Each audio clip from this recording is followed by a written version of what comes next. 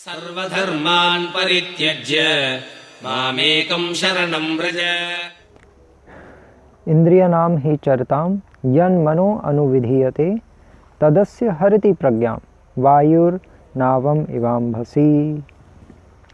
तो ये श्लोक जो 67 श्लोक है जिस पे हम आज चर्चा करेंगे, इस श्लोक में भगवान पिछले श्लोक की कॉन्टिन्यूएशन में अब ये बता रहे हैं यहाँ पे। एक्चुअली पिछले श्लोक में भगवान ने क्या कहा था कि नासति बुद्धिर्युक्तस्य, कि जिसकी बुद्धि भगवान से युक्त नहीं होती, सेवा के माध्यम से भगवान के साथ जुड़ी नहीं रहती, कनेक्टेड नहीं है, नास्ति बुद्धि, उसमें बुद्धि नहीं होती। अयुक्तस्य बुद्धि ना अस्ति कहने का आशय है, अयुक्तस्य बुद्धि ना अस्ति, जो अयुक्त है, जो भगवान से सेवा के द्वारा कनेक्टेड नहीं है, जिसका मन, या दूसरे शब्दों में जिसका मन भगवान में नहीं लगा हुआ, बुद्धि ना अस्ति, उसको भगवान बुद्धि नहीं देते। ददामि बुद्धि योगम तम, भगवान कह रहे हैं ना गीता में आगे भी, उसको भगवान बुद्धि नहीं देते, अर्थात विवेक नहीं देते, ट्रांसेंडेंटल इंटेलिजेंस। श्रील प्रभुपाद लिख रहे हैं पिछले श्लोक के शब्दार्थ में, उसको दिव्य बुद्धि नहीं देंगे। दिव्य बुद्धि अर्थात विवेक, कि अनुकूल क्या, प्रतिकूल क्या, गलत क्या, सही क्या, भोग क्या, भक्ति क्या, ये कुछ पता नहीं लगने देंगे। और ऐसे व्यक्ति की जो इंद्रियां हैं, इंद्रिया नाम ही चरताम, ऐसे व्यक्ति की जब इंद्रियां चरती हैं संसार में, जैसे गायें चरती है, उसी तरह से जब उसकी इंद्रियां इस संसार में विचरण करती है, कहने का आशय ये है, यन मनो अनुविधीयते, अर्थात मन जिस इंद्रिय के पीछे, यन मनो, और उसका जो मन है जिस इंद्रिय के पीछे, यन मतलब यत मतलब जो, जिस इंद्रिय के पीछे, अनुविधीयते, अनुविधीयते अर्थात विधीयते अर्थात उत्तेजित करना भी होता है, विधीयते का मतलब।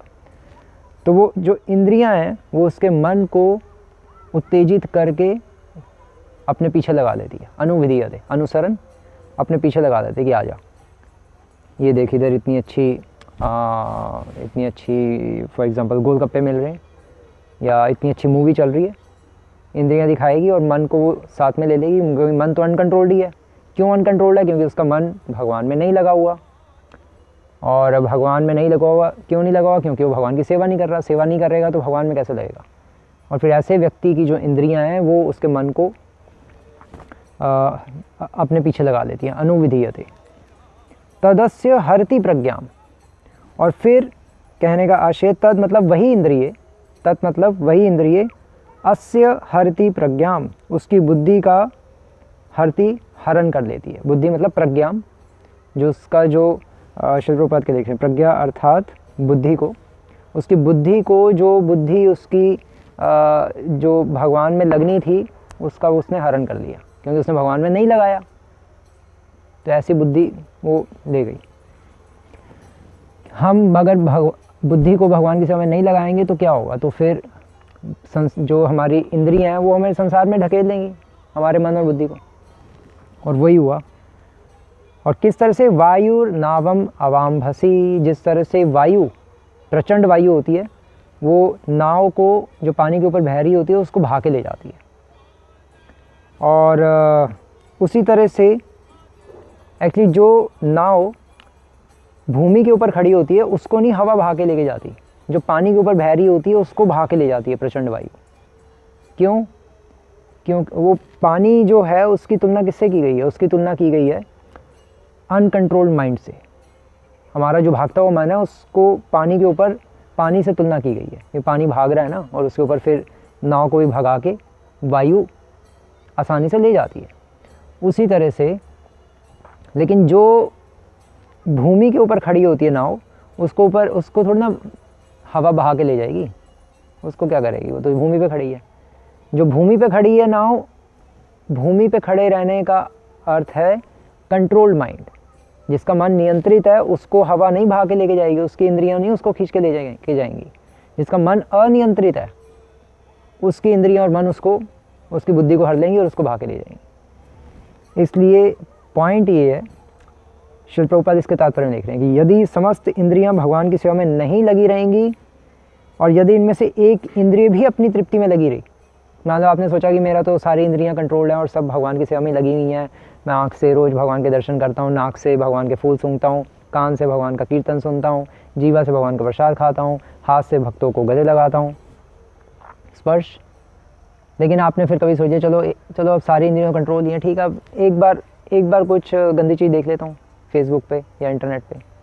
बस जैसे ही आपने एक बार ढील दी, मन एक उसी वक्त आपके पीछे चल पड़ेगा। मन तो जोरू का गुलाम है, बस ऐसे समझ लो। मन इंद्रिय के पीछे चल पड़ेगा, और जैसे ही मन पीछे चल पड़ा, बाकी इंद्रियां, यहाँ तो एक इंद्रिय लिखा है, बाकी इंद्रियां भी कहेंगी यार ये तो भ्रष्ट हो गया, सारी इंद्रियां उसके साथ चल पड़ेंगी और खूब फिर पार्टी मनाएंगे सारी इंद्रियां और मन भी, और बुद्धि को भी बुला देंगे यार तू भी आ जा, कुछ नहीं रखा भक्ति वक्ति में, संसार में देख इतना मज़े हैं, ये क्या है ये। तो इस तरह से वो पूरा कन्विंस कर देंगे बुद्धि को भी, पूरी बुद्धि भी खत्म हो जाएगी। क्यों? क्योंकि बुद्धि भगवान में नहीं लगी हुई थी, और भगवान में नहीं लगी हुई थी इसलिए बुद्धि मन को नहीं समझा पाई, और मन फिर इंद्रियों को गाइड नहीं कर पाया, और बुद्धि, इसलिए भगवान में बुद्धि लगी होनी जरूरी है। अगर भगवान में बुद्धि लगी होगी तभी हम मन को कंट्रोल में कर सकते हैं, अदरवाइज कोई स्कोप नहीं। इसलिए श्रील प्रभुपाद लिख रहे हैं कि जो महाराज अम्बरीश थे उनकी सारी इंद्रियां भगवान में लगी हुई थी। तो कहने का आशय ये है कि हमें समस्त इंद्रियों को भगवान की सेवा में सदैव लगा के रखना है, और कभी भी हमें टेस्ट नहीं करना अपने आप को कि मेरी ये इंद्रिय कंट्रोल में है कि नहीं, एक बार कुछ गलत करके देखूं। नहीं, टेस्ट करने का टाइम नहीं है, ऑलरेडी करोड़ों टेस्ट हो चुके हैं, फेल हो चुके हैं।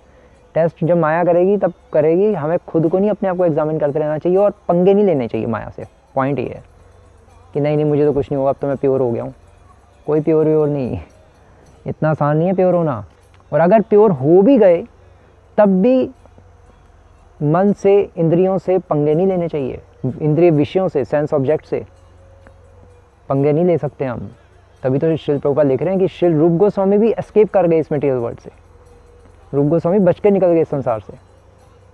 संसार बहुत खतरनाक है, यहाँ कोई पंगे नहीं लेता। भक्तियानंद सरस्वती ठाकुर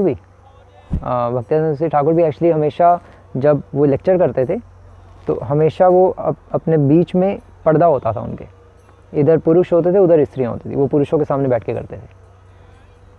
क्यों? क्योंकि वो चैतन्य महाप्रभु इसी तरह से करते थे। चैतन्य महाप्रभु की कोई स्त्री शिष्या नहीं थी, चैतन्य महाप्रभु केवल इस तरह से करते थे।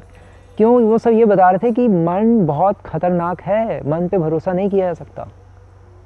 वो अपने आचरण से बता रहे थे। आजकल तो चलो पॉसिबल नहीं हो सकता, क्योंकि अगर हम ऐसे करेंगे तो प्रीचिंग ही बंद हो जाएगी, लेकिन इसलिए प्रचारकों के फॉल डाउन भी होते हैं। इसलिए बहुत कंट्रोल्ड और एक काफ़ी एलिवेटेड होना चाहिए प्रचारकों को, और एलिवेटेड नहीं है तो एलिवेटेड होने का फिर भरपूर प्रयास करना चाहिए, और साथ साथ प्रीचिंग करनी चाहिए। ये नहीं कि प्रीचिंग करते जा रहे हैं दूसरों को और खुद अपने आप को प्रीचिंग ही नहीं की। भक्तिनाथ ठाकुर भी कहते थे actually, we can be the traders of holy name. हम हरि नाम के व्यापारी हो सकते हैं, लेकिन वो हरि नाम हमारा अपना हुआ कि नहीं हुआ ये जरूर अंदर झांक के देख लेना चाहिए। हम दूसरों को तो बता सकते हैं कि चैंटिंग करो, भगवान का नाम लो, लेकिन खुद हमारा भगवान के नाम में रुचि नहीं हो रही जागृत तो गड़बड़ है।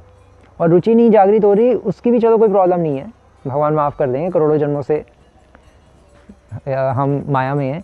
लेकिन रुचि जागृत नहीं हो रही हरि नाम में, और कोई गलानी भी नहीं हो रही, कोई दुख भी नहीं हो रहा, आराम से लाइफ चल रही है, और दूसरों को हम बता रहे हैं कि भक्ति करो, तो फिर ये सही लक्षण नहीं है, ये इसको भक्ति नहीं कहते।